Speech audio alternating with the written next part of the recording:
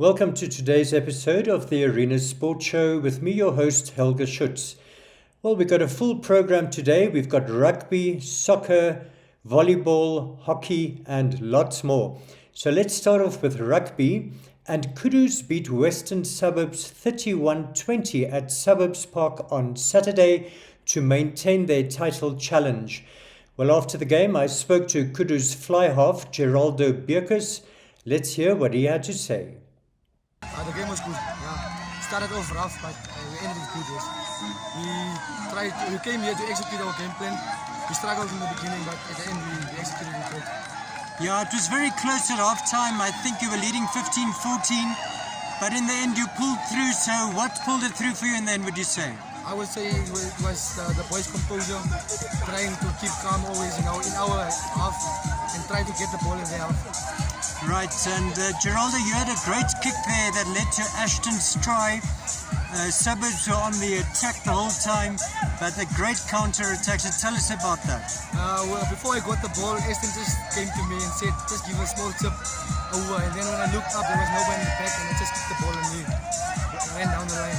Right, that was quite a game-changing one. But tell us about this Kudus team, and you got fantastic support here. And do you think you guys can go far this year? Yes, to all our fans, I just want to give a big thanks to all our fans traveling with us, no matter where we go, always being there for us and supporting us. Even though if we lose or we win, they are always there to support us. And then great game, boys. Well done, on to the next. And yeah, I think this year we are ready. Geraldo Bierkes there, and congratulations to him and to Kudus as well. Well, Wanderers remain top of the log. They thrashed Grootfontein 83-5, and there were also wins for UNAM and Rehoboth. So let's take a look at all the weekend's results and the latest log standing.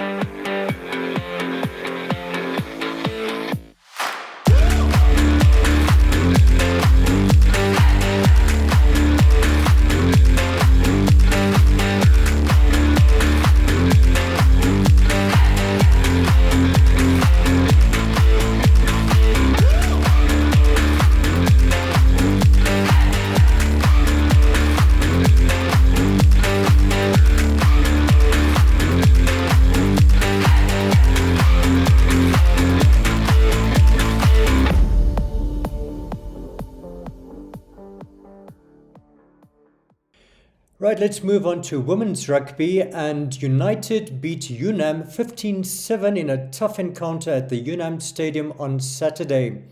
After the game, I spoke to United captain Geraldine Lowe. Let's take a look. Well, it was actually a tough game. I think this was the first proper game that we actually played and tried to play our structures. We want to play a certain type of game, and I think by playing that game, we will do wonders. So this was actually our first game that we could actually play the structures that we've been running the whole year.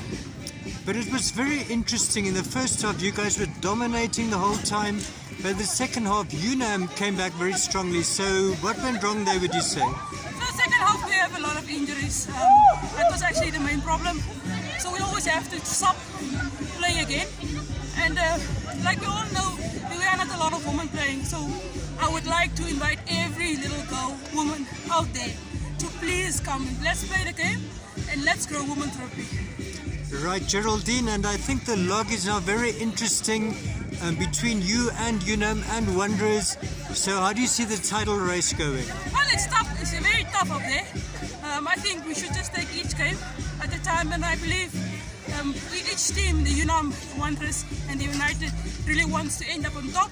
I think that's the main focus for the team to be on top, so that we can play the first and the fourth and the second and the third at the semis. It's going to be not easy. It's going to be tough reaching there.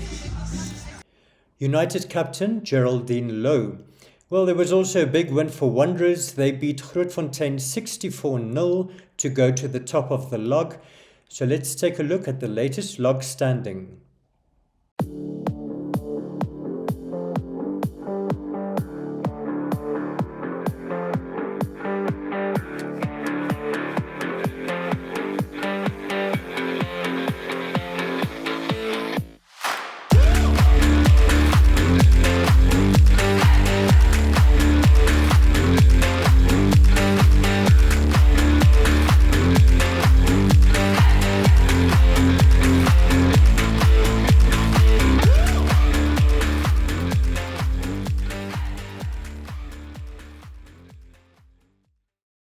Well, let's move on to hockey, and DTS won both the men and the women's titles at the Wanderers Night League on Friday night.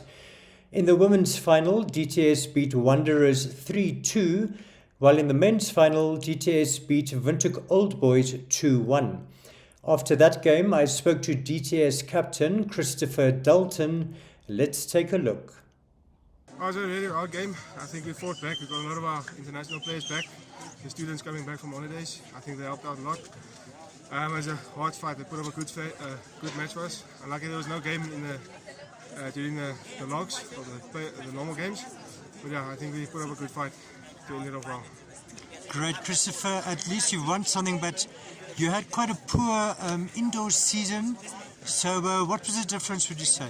I think we're just lacking a lot of players in the indoor side because we have a big gap between what we had last year and what we have now because all the students leaving. But we're in the building phase, so there's no worries. We're keeping our heads up and building to a new year forward. So how do you feel about the field league coming up? Field league is going to be tough again because SA players are going to leave again. But we're going to keep the building process, pulling some younger guys that we had in the start of the night league, and just to keep it going forward. Right, let's move on to volleyball, and the NDF team is doing very well in the men's league. They're on top of the log, and their B team also in the top 5. On Saturday, I spoke to their B captain, Joseph Hangula, after they beat Afrocat Lions 3-0. So let's take a look. It was a bit difficult, but luckily we came prepared actually. We were prepared for them, we came. We gave them what we were training for them this whole week. So the game was a bit difficult, but we managed to go through. Right, like 3-love, but you'd say they gave you a good run for your money. Yes, definitely. Those boys are dangerous, exactly. That team is a team to watch out for. In future, Afrocat is a dangerous team. Okay, and how's your season been so far? We started off very slow, but since it's the second leg, we are trying. But we started off slow. But now we are catching up. We are trying to push for the top 3 spots. Top 3. So is the NDFA team leading the lot? Yes, NDFA is topping the lot. And then followed by Nampol. And then I think Afrocat C is the 3rd place. And I believe we are 4th or 5th, somewhere there in between. I don't know yet. Right. And Joseph, just tell us about this volleyball league. It seems it's very enjoyable. Lots of fans here. So just tell us, how do you enjoy this? Hey, volleyball. I started volleyball late, but I'm loving the sport. It's a very nice sport. If you're committed and dedicated to playing the game, if you understand the game, I believe you will love it actually. You'll want to partake in everything, every event for volleyball that's happening. And for me, I believe like for Afrocat, Afrocat is a developing team, and like the way they are playing, they are the ones who are actually pushing us to play the way we are playing, to improve. Because they are a developing team and they are giving us a game. So for us, we need to pull up our socks as well. Let's move on to women's football, and Namibia beat Equatorial Guinea 2-0 in Johannesburg on Thursday to take an advantage ahead of the second leg that will be in the Equatorial Guinea capital Malabo on Tuesday night.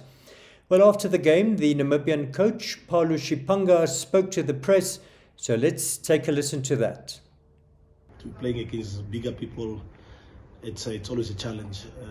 We've tried our best, especially in the first half, but we were playing their football, kicking all the way. Spoke about it, I think 15 minutes into the game, we started putting the ball down and we got a through pass that got our first goal. Second half, I think they went more on the physical strength from, kicking my girls. But, patience and dedication, and we just told them if we can finish them off with another goal. I actually wanted 3 goals, but I will take the 2. It's away against them, it will be even more difficult. But yeah, I'm proud of my girls. They fought the best that they could, and yeah, we hope for the best. Coach, a good surprise in the very beginning of the second half, where you got your second goal. What was discussed in the dressing rooms? Speed. We spoke about speed. We could see that they don't have it. We used to capitalize on that. I think if you look at it, we had 2 more goals that we could have scored, but it didn't work out. Composure wasn't there. We just decided to go with speed. When you're playing against bigger people, the best thing is just to move around. Don't stand still. Because if you're standing still, it's for their strength. So our strength is speed and ball play. So we capitalize on that. Well, the Brave Gladiators are already in Malabo preparing for that match, and the NFA sent us this video of one of the young players in their team, that's Jeko Kamache Pose, at the training ground. Let's take a look. My name is Jeko Athena Kamache Pose, 18 years of age, from Eros Ladies Football Club. This is your first call-up for the national team. Yes. Did you play for junior teams? For the national junior teams, and can you just tell us which ones you played for and when? I played for under 20 national team of Namibia. In 2021, we played World Cup qualifiers against Burundi, home and away game, and I was also in the first 11 of the team. Okay, the call-up, how did that make you feel? Being called up for the senior team was really great for me. I felt so happy and so motivated that I am one of the best players, and I can showcase my talent here in the national team. Okay, you made your national team debut against Guinea in SA. How was the game? Are you looking forward to playing again? Can you just take us through that whole process? Firstly, when I was told that I was going in, I was a bit nervous because it was my first time in my first national team debut. But when I went in the field, I got more motivated, and I'm looking forward in playing the second leg against Equatorial Guinea. Moving on to para-athletics, and Namibia's top para-athletes are in fine form at the World Para-Athletics Championships in Paris. And by Sunday night, they had already won 3 silver medals. On the 11th of July, Lahya Ishitile and her guide Sam Shimanda came second in the women's T11 400 meter final in a new African record time of 57.18 seconds. On Saturday, the 15th of July, Namibia won 2 more silver medals. In the men's T13 400 meter final, Johannes Nambala came second in a season's best time of 48.14 seconds to claim the silver medal, while less than an hour later, Anania Shikongo came second in the men's T11 100 meter final in a new African record time of 11.11 seconds.